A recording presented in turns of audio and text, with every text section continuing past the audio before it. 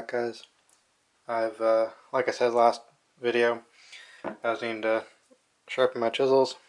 I've sharpened 2 of them already. I'm only sharpening the ones I use more regularly, so that would be a 1/2 inch, which I haven't done yet. My 1/4 inch, and then 3/4 inch, and I may or may not sharpen my 1 inch one. I sometimes use it, but when I'll use it, I'll probably sharpen it. So, obviously, you'll need the chisels. I like to have a honing guide and Sharpie, screwdriver to tighten down the honing guide, some water when you're using diamond stones. It just makes it easier, not as makes it a little bit more slick.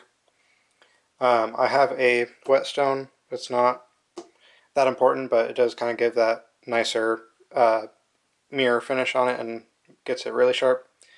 The kit that I have came with the honing guide and also this sharpening stone.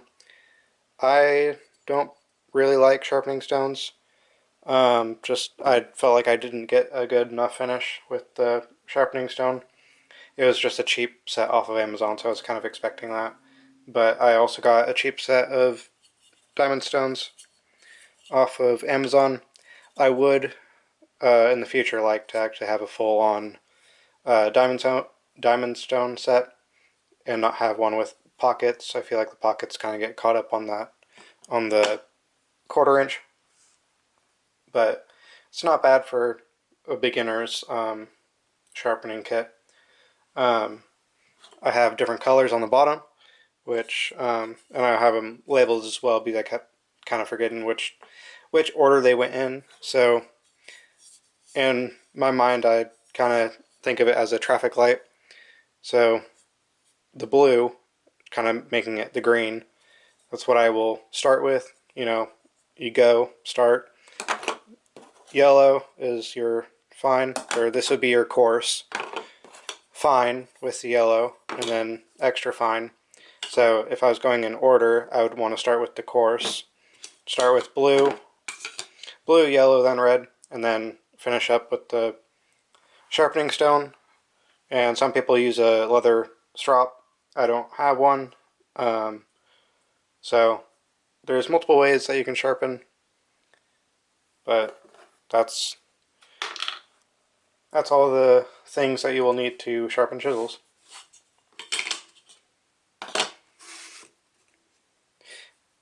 In high school, I had a little jig that my teacher made to line up where this sits for what angle we had on the chisel. I've been wanting to make one. I haven't made one yet, but right now I'm just kind of doing it by eyeball, where I kind of get it somewhat tight. It's kind of annoying to get it first set in there. There's let me take it out for a second. It'll focus.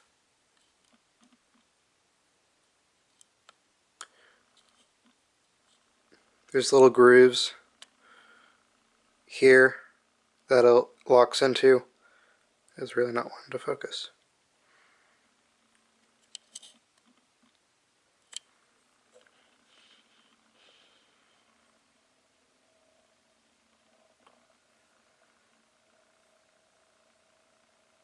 So there is a wheel on this, and then you have your chisel in here. Really not wanting to focus today. Sorry guys. The slant, or the angle of the chisel, is going on the side of the blade, and what that's doing is as you rest the wheel on your sharpening stone or diamond stone, that angle is going to be what's being sharpened. Here I'm just trying to get it lined up in the thing so I can have a good angle on it. adjusting it as I go.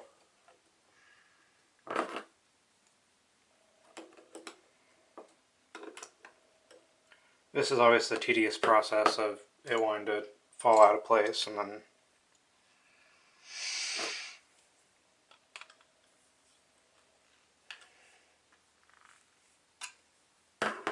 they do make better ones, but this is the one that came with the kit, so I've been using it.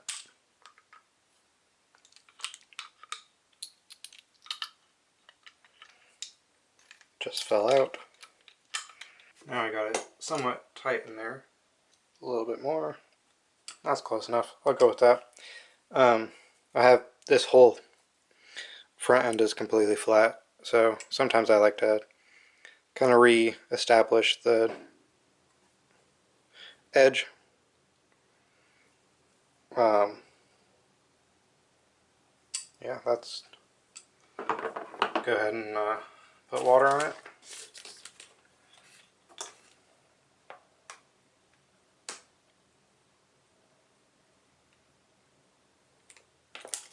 A little too much. Kind of spread it around to those pockets.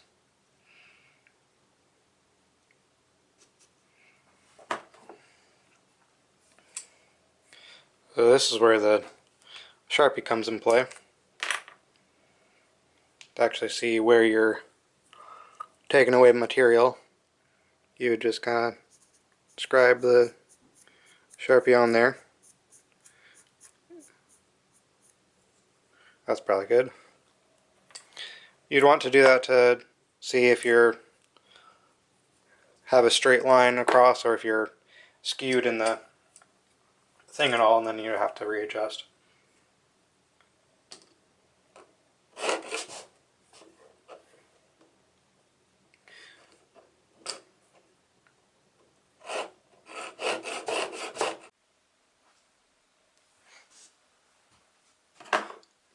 My diamond stone was moving around and just clamped down a board to keep it in place. So let's see if that's better.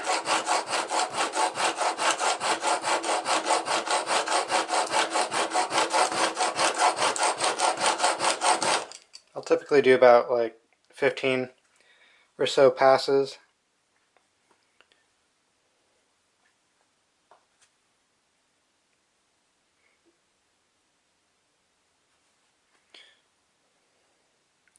You can kind of see where, just by the different color and the light, it's not wanting to focus yet again. I'll have to try new settings with the camera in the future, but right here, that's where it hasn't gotten yet, and then what's kind of more shiny is where it's gotten. So it's getting the edge pretty straight, but then there's just more material on this side, which is why it's catching that side.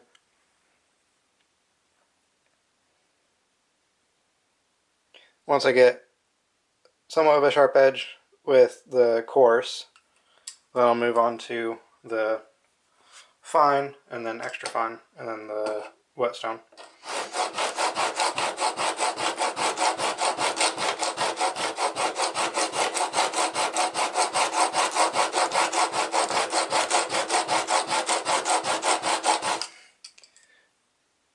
Doing the coarse will probably take you the longest.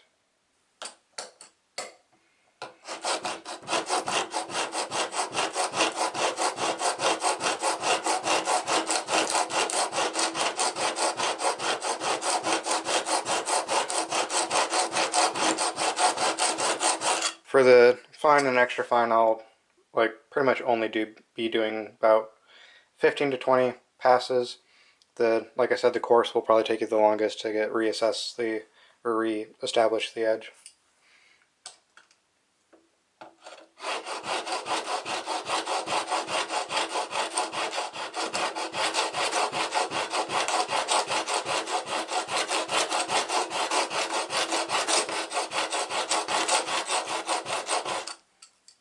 I don't even know how many that was. Sometimes I don't even count. I just go till it feels good. As you're sharpening, you'll end up kind of getting a burr on the back end of the chisel. Pretty much kind of something that will kind of flake up. Something that's really thin that wants to fall off. That is completely normal, and kind of means that you're actually getting a pretty good edge on it. So starting to get that now. So I'll be doing a few more passes on this, and then I'll switch to the extra fine.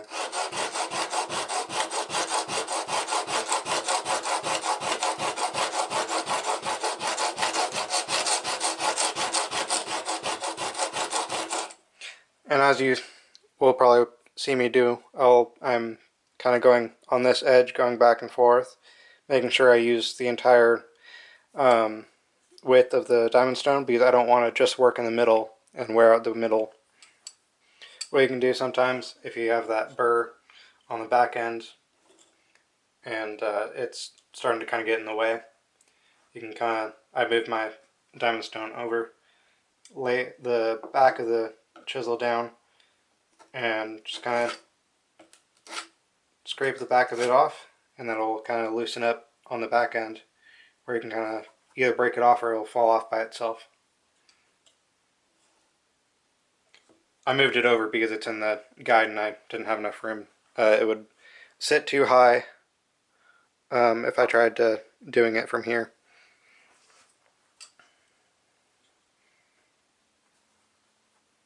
I guess I could show it on this side, since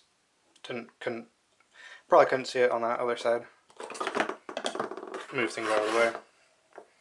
Just pretty much taking it, laying it flat, and then kind of going across like that, kind of scooping it out, or scooping the little shaving that's on the back end off.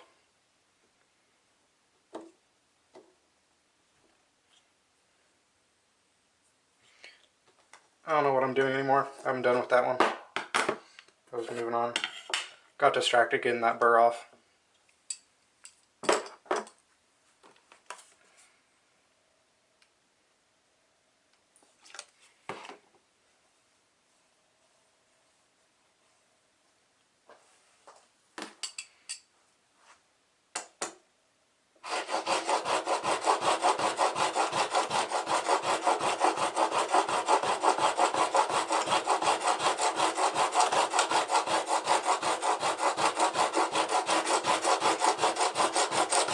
A little bit more.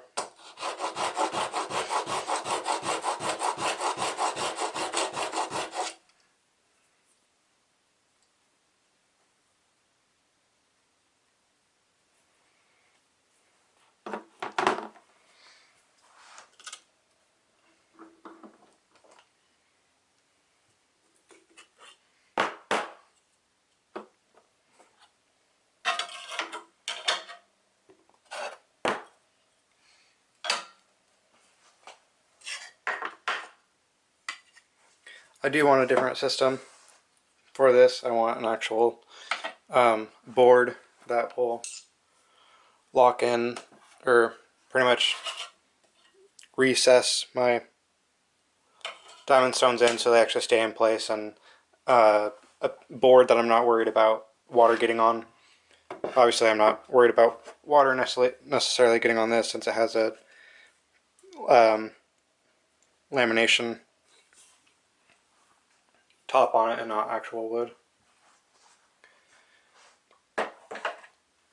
But this board I have sitting on top of my folding table, or my folding work table.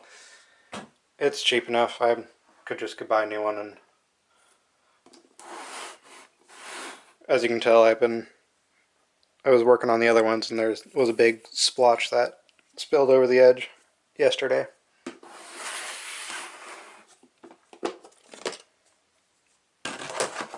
So this is my whetstone.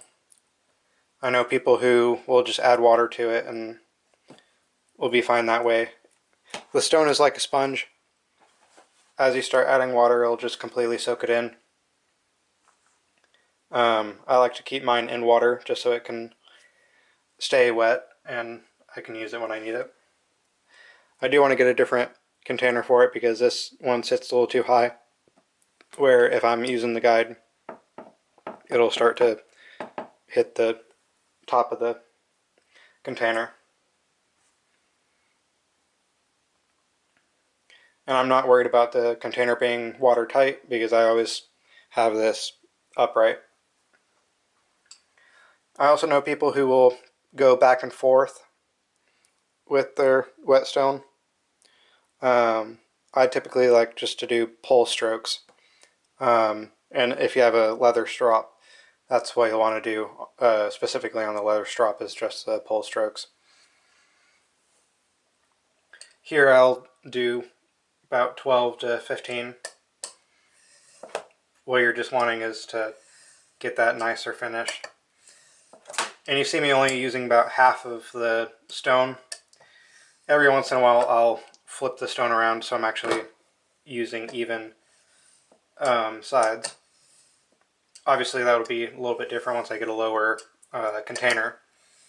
I can actually use a little bit more of the length of it.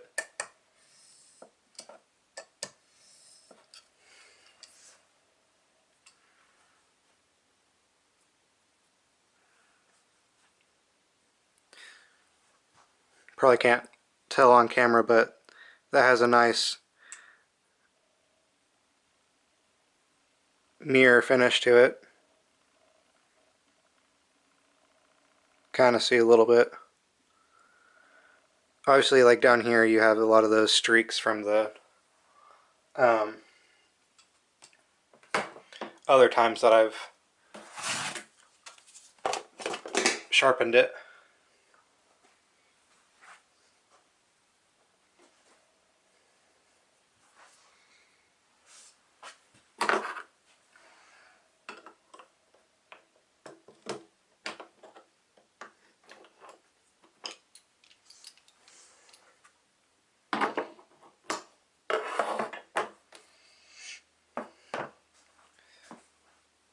Sharp chisel is always nice for pretty much everything that you will be using a chisel for.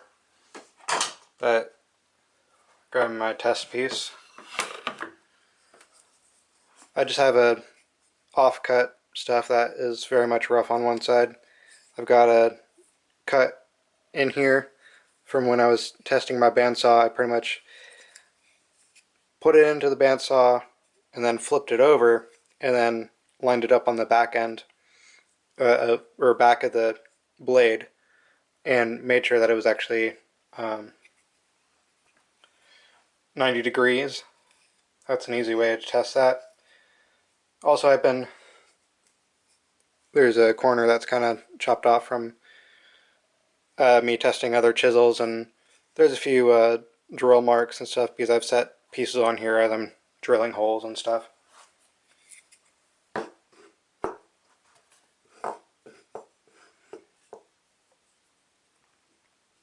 Recommended to clamp this piece down, but since I have the hook shooting board hook on here, it's okay. Still not recommended. Let me actually go more to the edge. Just making sure my fingers are away from the blade.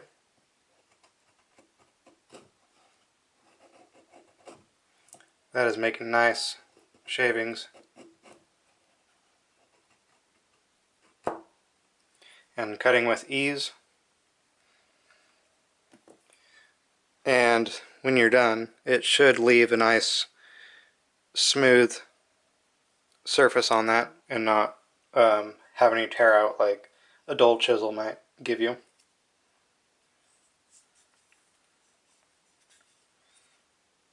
And another test I'll do is actually in the wood like this to see how nice a sharp chisel is. It's almost wanted to skip over.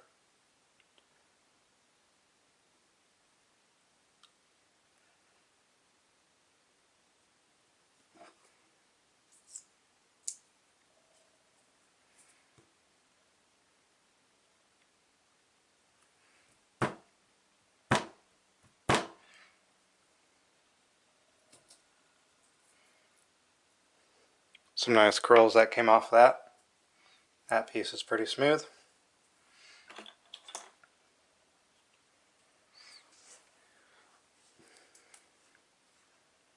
As you can tell, I was doing the same thing with my 3/4 inch, just did that with my 1/2 inch, and that little mark there was from my 1/4 inch.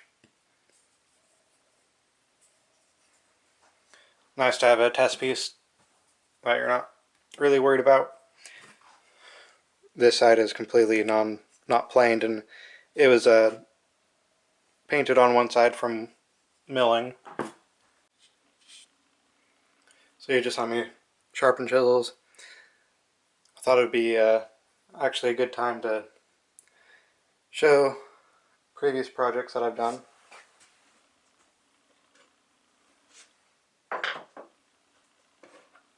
And as you saw with my sharpening chisels, my shooting board that I made, I just have a small little lip from like MDF or hardboard or whatever, and then I had a piece from something, I think it was like some frame, kind of some sort of backdrop frame that was not actual real wood, that I didn't know what else to use it for, so I just used it for this. And then I just have a piece of cherry on the back end. That's probably the nicest wood on here. So this thicker part will just kind of sit on the edge of the table, kind of hooking it onto the table. And then as I'm have pieces that I'm working on, just pretty much stick that on there and grab chisel or hand plane and actually just shoot off from there. And I'll typically, yes, it has the hook to hook it on the edge of the table, but I'll probably also clamp down the corner. Next up we have my first project that I've ever done. Made it with my dad. Kind of big, so I might have to move the camera. This is the box drum that I made, I think my 7th grade year, just out of pieces of plywood. Did a finger joint top and then doweled finger joint top, so pretty much made the finger joints and then doweled in plywood, and then we got some stain and stained, I think the top is like a walnut stain, some darker wood stain, and then the front is some sort of reddish wood. I'm trying to remember. The inside is not finished. The outside is, just with the stain and then clear coat rattle can, like spray paint rattle can clear coat. On the inside I have framing, kind of maybe barely see that, might be hard with the light, but corners are all framed up like that with I think 1/2 inch by 1/2 inch square dowel.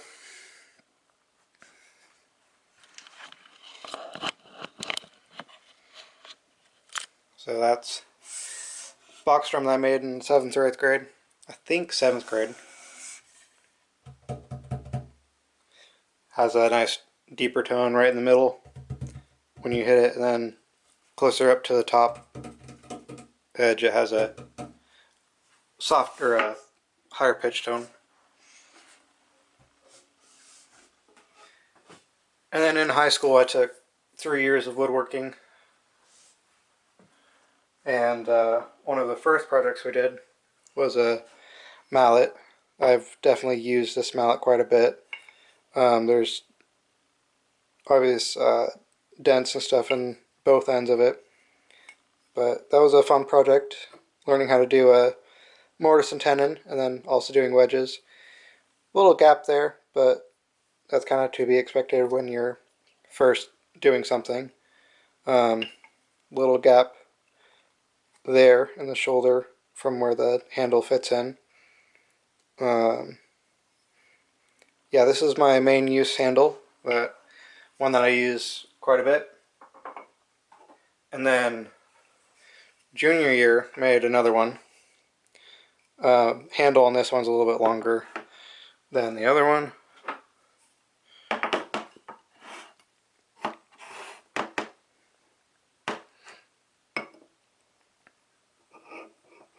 About an inch or so longer.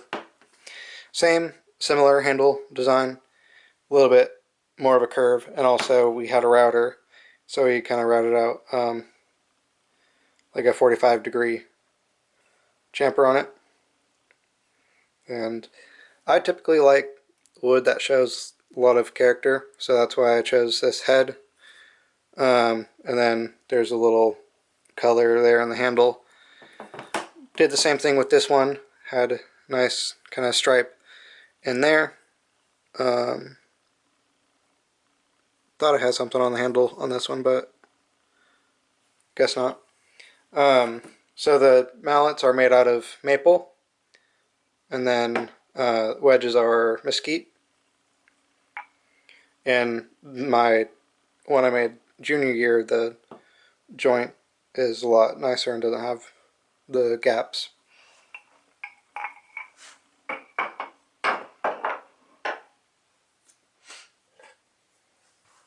Also junior year, made a little speaker box about the size of a 3x5 card. Bluetooth speaker. The speaker components are the kit from Rockler. I'll probably show actual pictures later explaining a little bit more on this. Had to put feet on it because that's recessed in and like routed on the outer pieces. As we were using the router, the bit moved, and as I was planing the top, there started becoming a little hole that started being exposed because the router bit moved and kind of got elevated, so it poked through on one side, but I didn't see it initially because it wasn't there until I started planing it down and actually got it surfaced down. Again, the finger joints, box joints on all the way around. This was one board cut, and so if I were to actually lay this out, you could see the continuous grain wrapping around the edges. The outsides and the back are cherry. Front is maple. Again, I like pieces with character. That was kind of a knot in there, which was annoying to plane, but kind of gives it cool character. And then senior year, made a sliding top box. I was kind of testing stuff out and wanted to see what like color pencil or crayon or other kind of paints would do with wood and putting the finish on top of the paint or whatever. So didn't get to finish that. Those are still bare wood. Boxes made out of maple, and I think the top is cedar because people were going to burn the tops, but I opted out of it. But again, finger joints, and then routed out inside for the sliding top.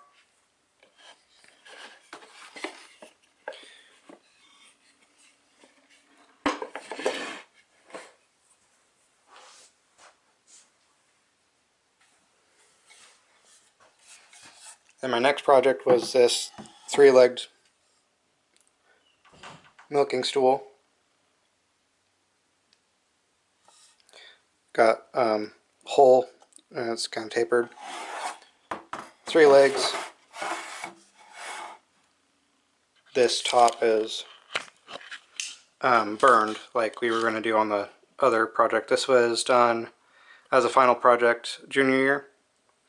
I've got some of the parts that were kind of chipped off with burning, but gives it character. I definitely use this tool, so kind of adds that worn character over time. So from the square legs to the round holes and then wedged. Kind of took a chisel and then shaped it a little bit there.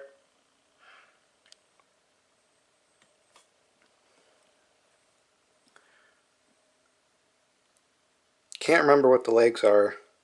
I know the top is cedar because cedar likes to burn in this way. Used a Japanese technique, I'm forgetting the name, but where you're kind of spraying it with water, doing a light pass of burning, and then flaking off whatever is flaking off, and then going back over and burning it. Those are all the projects I currently have.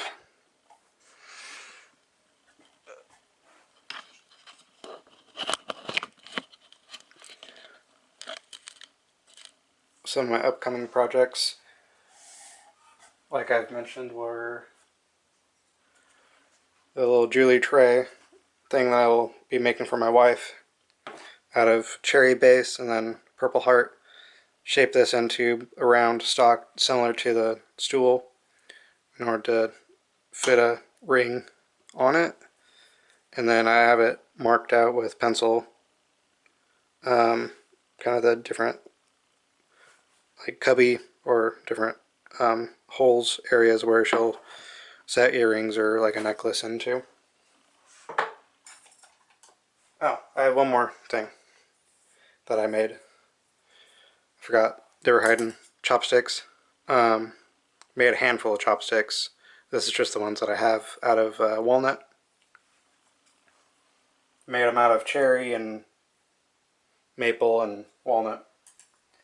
I think I made 2 out of maple. Made either 4 or 5, I can't remember. Next thing was the coasters. I've got this thicker block I've just glued together a bunch of offcut pieces I had. A bunch of the purple heart, cherry, and then walnut. Kind of glued them in the orientation that I was wanting. Thought about doing a symmetric piece, but decided to go with an asymmetric piece. And we'll be cutting this in half and then ripping it through my bandsaw, making 4 of them. I had a little bit extra thickness, so I made some here already. Still working on these. So I guess when I'm done I'll have 6, but I was going to keep these ones and then was going to gift the 4 to someone.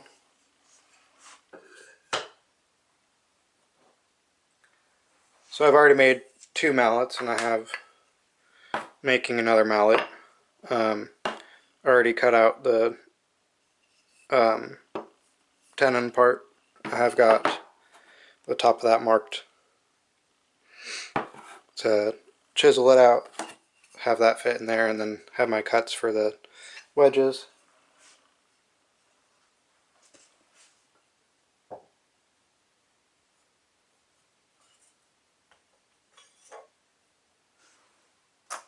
I was going to say I don't know where my wedges went, but they were right in front of me. My other 2 mallets were mesquite wedges. My wedges that I'm using, I've had smaller pieces of purple heart that I'll be using.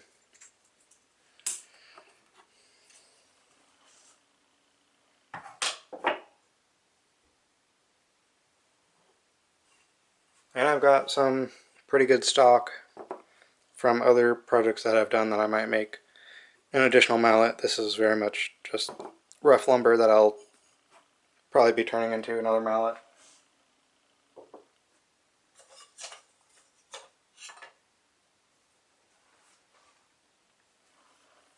That's what I've got going.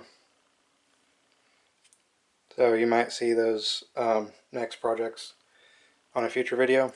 Just wanted to make this video showing how I sharpen my chisels and show past projects that I currently have. I'll probably hopefully do like a slideshow thing and show